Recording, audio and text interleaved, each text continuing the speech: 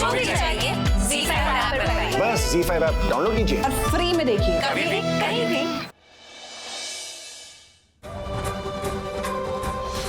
बेचारी कल्याणी, इतने व्रत करने के बाद भी कोई फायदा ही नहीं हुआ। तुम तो कल्याणी की आई हो ना? अब क्या करोगी कल्याणी तुम? डिलीट कर दिया मैंने।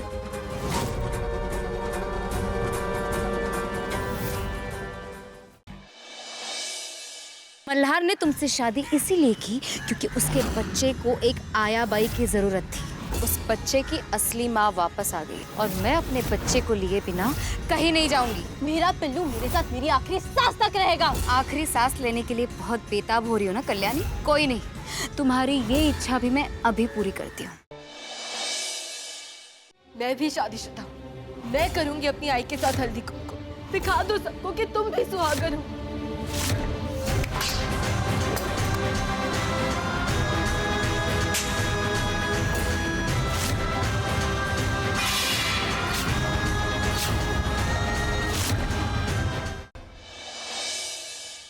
मैं भी शादीशुदा हूँ। मैं करूंगी अपनी आई के साथ हल्दी कुमकुम।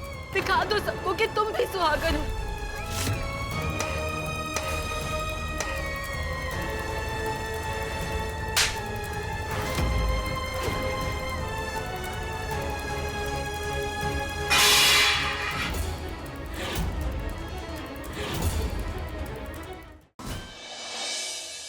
आई, तुम्हारे अंदर जितना गुस्सा है उसे बाहर निकालो। जब इस तस्वीर को देखती हूँ तो क्या महसूस होता है? 18 साल पुराने जख्म फिर ताजा हो जाते हैं। बहुत दर्द होता है कल्याणी। जानना चाहती हूँ कितना दर्द होता है?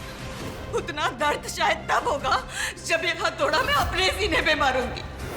देखना चाहती हूँ?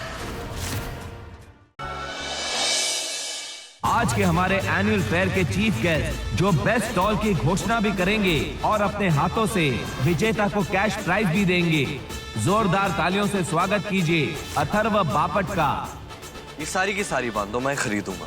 कल से घर की सारी सफाई इन साड़ियों से होगी। वैसे भी ये सारी साड़ियाँ पोछा बनाने के लायक हैं। यहाँ पे एक बेहतरीन गेम है कपल्स के लिए। लड़के को वहाँ निशाना लगाना है। मल्हार कहाँ है? भाई बस मैं ऊपर वाले से इतनी उम्मीद करता हूँ कि कल्याणी राणे की जिंदगी आपकी जैसी ना हो। सिर्फ जुबान चलाना जानते हो या बंदूक चलाना भी जानते हो? कौन बोला रे? बापट का बाप मल्हार राणे। आज तुम्हें जितना ही होगा अथर। उन झुमकों पे मेरा दिल आ गया है। मुझे चाहिए ये झुमके। देवा देवा लक्ष्य ठेवा, ये क्या सुन रही हूँ मैं? संपदा ने मुझे फोन करके बताया कि आपने कॉलेज के एक लड़के के साथ। छी छी छी छी छी छी, शर्म आनी चाहिए आपको।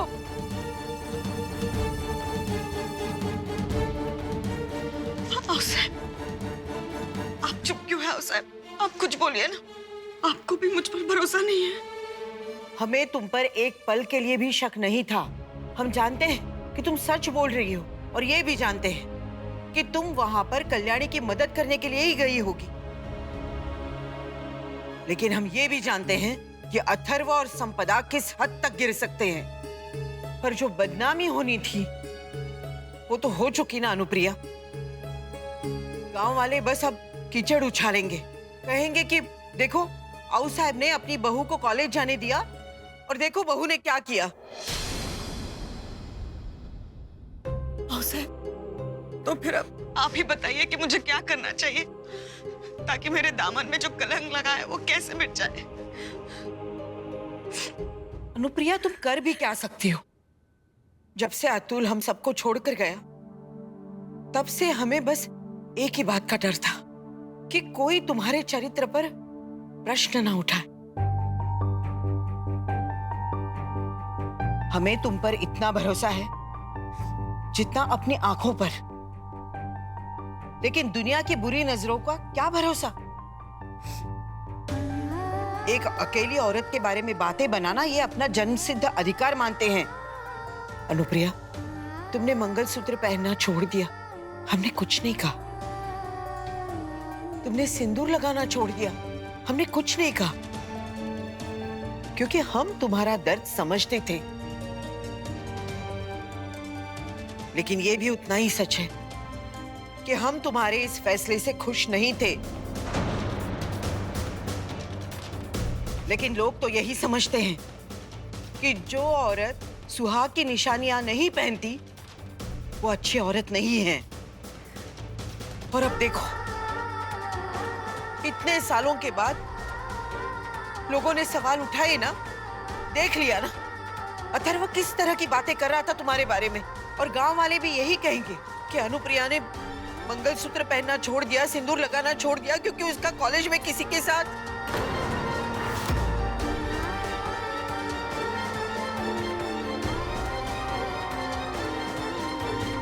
अब हमें डर इस बात का है कि अथर्व की लगाई हुई चिंगारी की आग कहां तक फैलती है।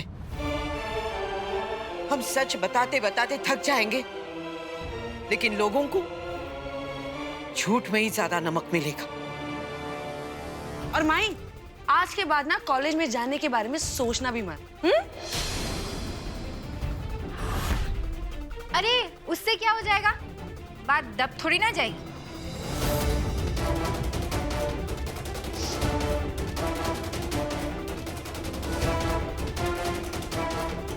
अनुप्रिया,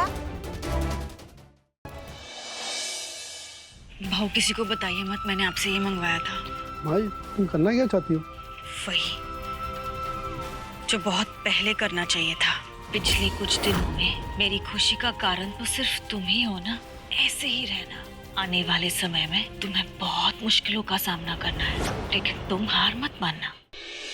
मैं प्रीतम से मिल के आया। मैं खुद चाहता हूँ कि इन दोनों की शादी हो, और वो भी खुशी से कर लेता अगर ये लड़की इस घर की बहू ना होती तो। उन्हें पूर्वा से क्या मतलब? उसकी माँ को मतलब है। उसका ये कहना है कि वो उस घर में शादी नहीं कर सकती जिस घर की बहू का पहले कोई प्रेमी था जो शादी को उसे छोड़ के भाग गया था। एक बार खुद मिलूंगा प्रीतम जी से, सच उनसे सुनूंगा। अगर मेरी बात सच निकली तो बुआ की डोली उठने से पहले पूर्वा ये घर छोड़ के चली जाएगी।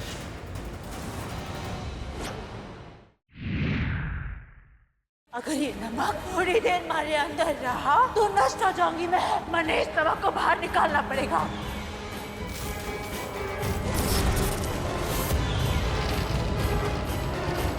मेरा शक सही था, चुड़ैल ये मोहिनी ही है। अब आप दोनों पैरों के लिए खड़े हो जाइए।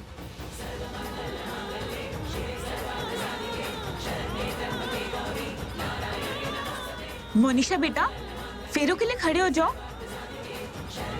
और मनीषा, नहीं, मैं नहीं उठूंगी।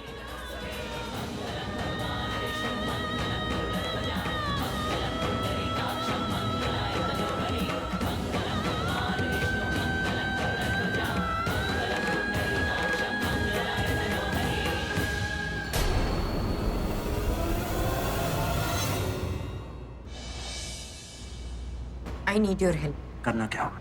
प्रज्ञा के जुड़वा बच्चों को ऐसी तकलीफ पहुंचाओ कि मेरा खानदान में तुम्हारा कोई हंस ना पाए।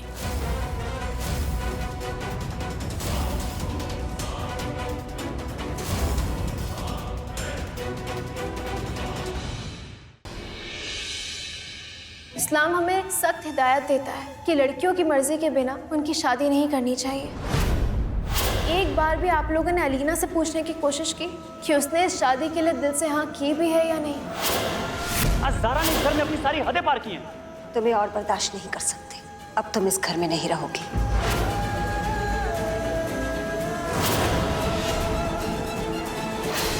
गुड्डन तुमसे ना हो पाएगा में कल देखिए। जब तक मैं ना कहूं अपना हाथ रोकने की सोचना भी मत। उसे अच्छे से समझ में आ जाना चाहिए कि वो इंस्पेक्टर पर्व के पुलिस स्टेशन में है। पर अक्षत जी पर ही हमला करवा, मैं बचाना होगा। अंधी हो क्या? सामने के सामने एक चीज दिखाई नहीं देती तुम्हें?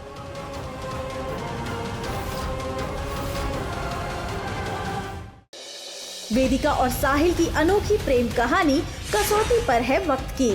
किस्मत के खेल और जज्बातों की हलचल के बीच कुछ फैसलों ने रचा एक नया रिश्ता, पंक्ति और साहिल का। वक्त के इस शोरगुल में गुम वेदिका का दिल क्या बुला लेगा साहिल को, या खत्म होकर अमर हो जाएगी इनकी मोहब्बत? देखिए आग के आ जाने से की अगली कड़ी में।